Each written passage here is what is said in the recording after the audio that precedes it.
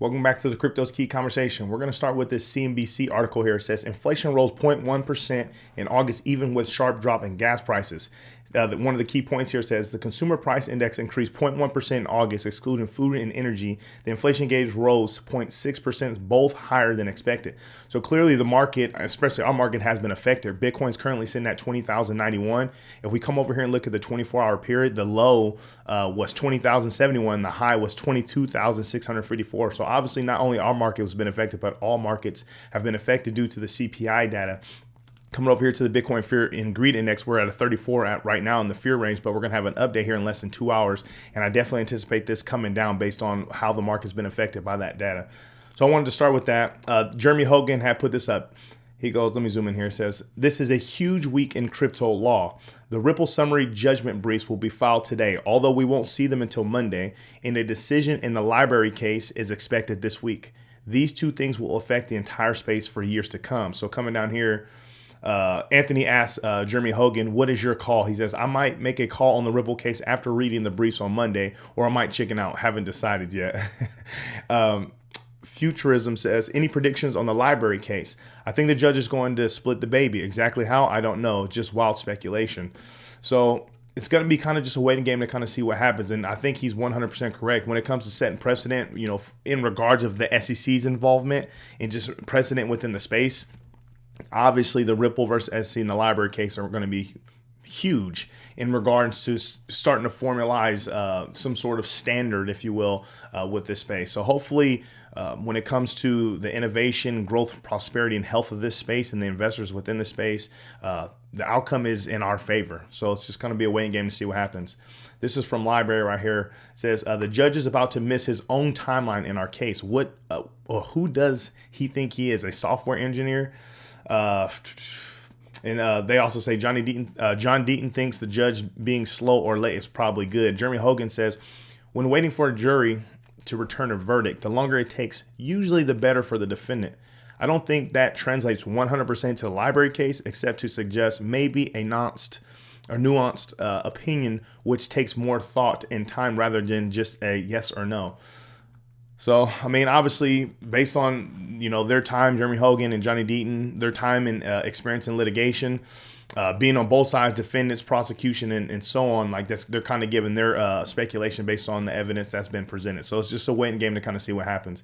I wanted to touch on this. This is from Watcher Guru. It says, just in XRP surpasses 4.3 million wallet addresses. So if I'm not mistaken, when on the last bull cycle, late 2017, early 2018, XRP hit its all-time high of, I think it was like 380 captured on one of the exchanges, with, I think it was like just over 1 million accounts or wallet addresses. And now look at this. Like, if there wasn't this hold on Ripple and XRP, what do you think that the price action would have been in regards of, based on the correlation or relation to the wallet addresses being, opened? I mean, if we go from setting 380 with just over 1 million, if I'm not mistaken, to 4.3 million and growing, what do you think would happen? It's going to be quite interesting to see what the next all-time high is going to be. Obviously, when we surpass our previous all-time high with all the utility, adoption, the clarity, coming from this litigation with the Ripple versus SC stuff, and Ripple continuing to expand and open more corridors, and the XRPL growing, and adoption and development and awareness around it, like, what's really going to happen to that price action once we surpass our previous all-time high? I mean, it's just going to be literally the sky. It's just going to be endless. There's not going to be any more resistances. It's just going to be price discovery. So it's going to be massive, which I'm really excited, and I'm highly anticipating it. It says, this from XRP Crypto Wolf. He says, XRP would have surpassed all-time high if the SEC never sued. I mean, yeah, we know that for sure. Moving on here. This from Eleanor Tarrant. Per a banking GOP aide on Gary Gensler Thursday hearing, quote, expect Senator Toomey and banking GOP to argue that Chairman Gensler's pursuit of highly politicized liberal policy agenda has distracted him from fulfilling the SEC's core mission of protecting investors, maintaining fair, orderly, and efficient markets, and facilitating capital formation. Key issues on agenda. 1. SEC's refusal to produce regulatory clarity for crypto actors contributed to recent crypto lending product bankruptcies And 2, proposed climate disclosure rule exceeds SEC mandate. So XRP Crypto says Congress chewed out the other SEC guy in the last hearing, so I won't be surprised if they go even harder at Gary Gensler. So here's my thing, because we watched, I think it was the director of enforcement or something of the SEC. So we watched it and we showed it on this channel, and he literally had like roundabout answers, or like, oh, I can't answer that. And I'm wondering if Gary Gensler is going to come in and they're going to hit him hard with a bunch of different things, and he's going to try to do the same thing, beat around the bush, say roundabout answers, not really answer anything in particular. And I'm wondering how far they're going to allow that to go. It's going to be quite interesting. I mean, I know a lot of people that if we do have the ability to watch it, and when we do see it or when we hear the outcome, I definitely can see a lot of people's blood boiling, because Gary Gensler just, he clearly cares. He can care less about protecting the investors, and it's quite evident. It's crazy, man. I wanted to play this. This is interesting. This is from Digital Asset Investor. It says, whistleblower alert. Joseph Lubin's second security issuance in progress today. Lending products also a security according to Gary Gensler in progress. Gary Gensler, you are already going after all other crypto projects doing these things. Where is the SEC? Congress. Let's take a listen into this. Is there a sense of how much people are going to stake kind of in the initial months of the merge, and what that will mean for what Ethereum is worth? Well, there's already an enormous amount of Ether staked in the Beacon chain. The merge is essentially moving the consensus chain and the execution chain together into a single system.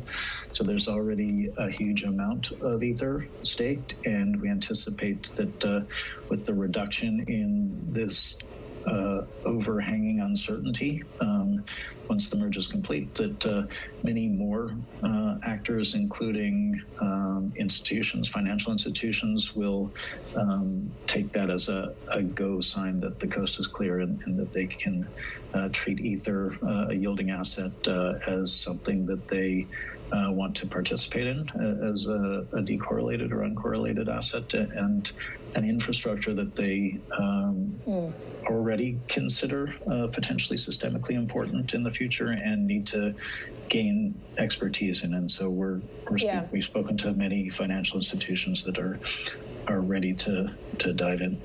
I'm really curious here about staking and some of the dynamics here.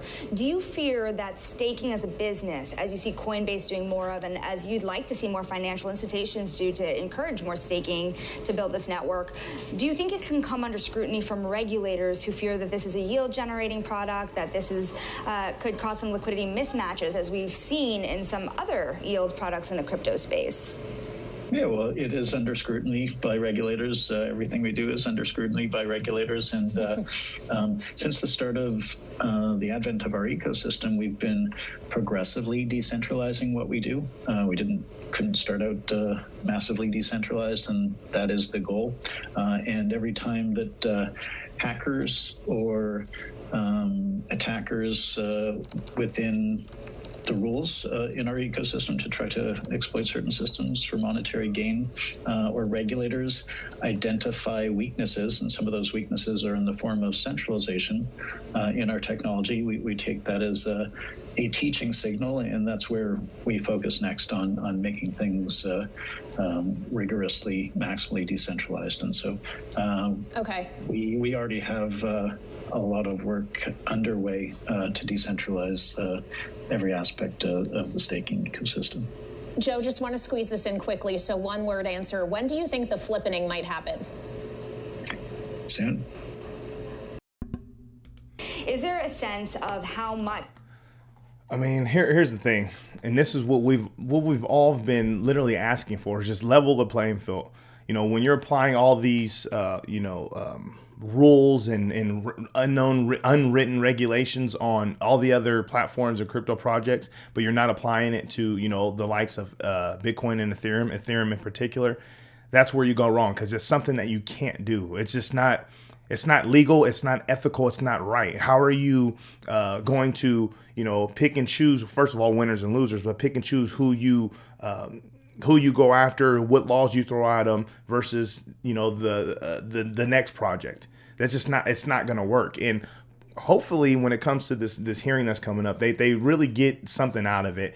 And when it comes down to all the shady stuff that the community has been producing, I really hope that there is some sort of investigation that happens. Because when you see Joe Lubin's face, let me come over here. Like when you see his face and you hear him, laugh and giggle and smirk and grab his elbow, all it does is irritate the heck out of me personally. But it's like, this is an individual that him and all the other people involved with him, tried their hardest to make sure that, we're protected. We're going to slam the door on in front of everybody else. We were pretty much guaranteed and told by Jay Clayton and the like that, they're not going to give grandfather anybody else in, and we're good. We have our, token factory and our issuances, and we did this. We wanted to know what islands we were going to buy with the millions of dollars that people were throwing at us, and yada yada, all these different things, right? But they're still ongoing right now and still building out their infrastructure and ecosystem, and they're still talking about being more decentralized and obtaining more decentralization. But we don't even know who the disguised whales are. You're talking about, moving from proof of work to proof of stake. Who holds majority of the Ethereum tokens or Ether tokens? Who are the disguised whales? When it comes to the network or the community, because I lost the word just now, but the community, like when it comes to voting on certain things, like are the disguised whales are the ones that's going to be holding all the power to make decisions on the network? Like, it's crazy when you talk about decentralization and staking and lending and all these different things. This is the problem. This is what Gary Gensler and the SEC are going after. So why aren't they going after Ethereum? And it's not to throw shade at Ethereum. I hold a lot of Ethereum, but it's like there's other projects out there, just the entire industry in general. Like there's other projects out there that don't have a level playing field, and they're literally handicapped in a sense. They're being held by shackles, while Ethereum is allowed to just continue to do, lay out their platform and their infrastructure and try to make sure that they get ahead of all this stuff, before they get caught, if you will. Because he did make the comment that, hey, we started rolling out things while the regulators weren't looking. It's crazy, man. It's crazy. Like if this gentleman didn't go on and gloat and brag about all these different things that happened and all the people that were involved, weren't being recorded on video, talking about all these different things, like this would have never surfaced. Like the XRP community never would have found these things, but it's literally their own arrogance and them bragging and just the cockiness behind everything. Like, oh, haha, we got it and you guys don't. Like that attitude has got them in this position. The truth is out, and it will continue to come out until that regulatory clarity and that leveling of the playing field happens. We'll see. And I'm going to touch on some Hester Pierce stuff that's going to tie into, hey, we're going to see who's going to do the right thing in regards of stepping out and stepping up for, investors and the community. Ran over. I wanted to touch on this, but it's going to be extra long. But this is a thread that was quite intriguing from Johnny Deaton. He's talking about when Vitalik Buterin was pretty much saying that, XRP Ripple holders or, they lost their right to protection by the SEC. He says, Vitalik Buterin, I own ETH, and I'm curious whether you believe I lost the right to be protected from the SEC. I'm reviewing materials and came across the William Hillman interview at Georgetown Law Review on November 5th, 2018, 4 months after he and the SEC gave ETH a free pass. So he's pretty much going into, I guess I can read through it really quick. Let me see. He says, continues, Bill Hillman said the following: I have placed certain words in caps for emphasis. So this is what he's saying. My speech was the first time we had expressed to the world that we did not view Ether as a security as it was then currently being offered. We are not talking about the original offering, and we are not talking about what it may evolve to over time, or if someone repackages it or does other things with Ether. But we were saying at the current time in 2018, there wasn't really a need to regulate Ether as a security. Recently, Gensler said he is only comfortable declaring Bitcoin a commodity, which literally means he is uncomfortable and unwilling to declare ETH a commodity and thus a non-security, despite what Bill Hillman said in 2018. As an ETH holder, I fear Gensler will claim ETH has been repackaged as security after the merge and then argue that his position is not inconsistent at all with the SEC and Hillman's previous statements, but consistent statements, but consistent with what Hinman said in November 2018 interview. I hope you and Joseph Lubin, Ethereum and Consensus, are confident that my fear is misplaced. I also hope you don't believe I've somehow lost my right to be protected from the SEC's overreach. He says, like I have as an XRP holder. Of course, with Gensler doubling the SEC staff dedicated to crypto enforcement, opening new offices dedicated to crypto, silencing the former SEC crypto Caesar, and now targeting the exchanges, it would be smart to help in the division. I mean, absolutely. We talk about that a lot on this channel, just like that divide within the industry, within, from blockchain company and digital asset to digital asset. It's just crazy. We have to realize we're all on the same team. Shout out Johnny Deaton for all the strong work. But here's what I'm talking about in regards of who's going to be the one to step up. And Hester Pierce, as the community has coined her crypto mom for some time, just literally it's just more words. Like she goes on video, says all the right things, tweets the right thing, but it's like not really stepping out and really, laying it down and being a whistleblower and exposing what's really going on. So this from Hester Pierce says, SEC Commissioner Mark Yuda is right that regulation through enforcement does not yield the outcomes achievable through a process that involves public comment. Scattershot enforcement actions aren't the best way to protect investors. Library says, blow the whistle, which we've all been saying, and then Jungle Inc., shout out Jungle Inc., he goes, if Hinman can break SEC ethics to personally enrich himself, Hester can do so to ensure justice. Which side of history does she want to land on?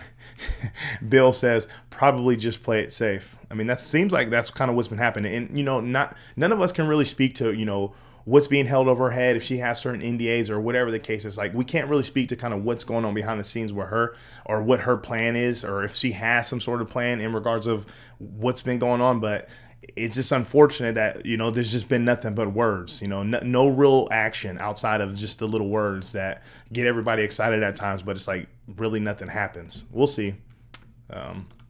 Moving on here. Digital asset investors responding to Stefan Huber's tweet here. It says, it's even on their Wikipedia, quote, Consensus has raised capital from the public in the form of ICO several times. So we're talking about Gary Gensler and, him picking winners, losers, him and SEC picking, what projects they go after, when Ethereum is doing the exact same things. Is the exact definition of what Gary Gensler and SEC is saying is wrong. Really think about that. That's a perfect way to explain it. Ethereum and how things have happened is if it was a one-word definition within the dictionary, it would have a big picture of all the ETH founders. I guess, we'll say Joe Lubin. It'd have a picture, an image of Joe Lubin and an exact description of the Ethereum ecosystem. I mean, literally. So it goes, several consensus companies and projects have raised capital from the public in the form of initial coin offerings. So just right there alone, it's like, oh boy. I mean, but it's no secret. We all know that.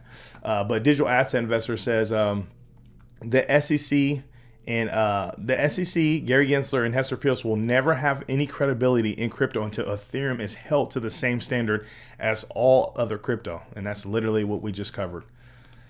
This video is from Riz XRP. We started looking let me pause it. Yeah, it says the corridor from Saudi Arabia to India 2019. India, like another Brazil, keep watching. So, I mean, I'm not going to play this one. It's about 2 minutes long. This video is already stretched too long. I highly recommend you come in and listen to this. This is huge. And I wanted to cover this right here. This will be my last one. This is from Nagato. And this is super powerful, and it's important for me in particular. So it says, listen to me. If you entered this space during the 2021 peak and you're still here, you are not a tourist anymore. You are a builder, and you don't have to give up during tough times. The chances you're going to make it are increasing every single day. Don't leave. Quite honestly, I needed to hear this back in late 2017, early 2018, as I was going through, obviously started the bear market and stuff after the all-time high. But it's like, I don't know what it was in me. I don't know if it's just because I was busy. But like, I felt like if I was in the market like I was now, I probably would have been just burnt out. But like, to see this, it's the truth. It's like people that obviously a very different cycle from what I've experienced. But it's like, you come in the peak, you see your portfolio get decimated, and if you're still holding on strong and you're still here, you're still investing, dollar cost averaging, still staying engaged, like, realize that day by day, things are starting to turn around. Like your odds of being successful are increasing every single day. So understand that. That's a huge tweet that went out there. So I wanted to put that out. So shout out Nagano for that. But that's what I have for you. Make sure you come to the Crypto's Key Conversation YouTube channel. Subscribe. Follow us on Twitter at Crypto's Key 1. I really appreciate your support. With all that being said, stay strong out there and be safe.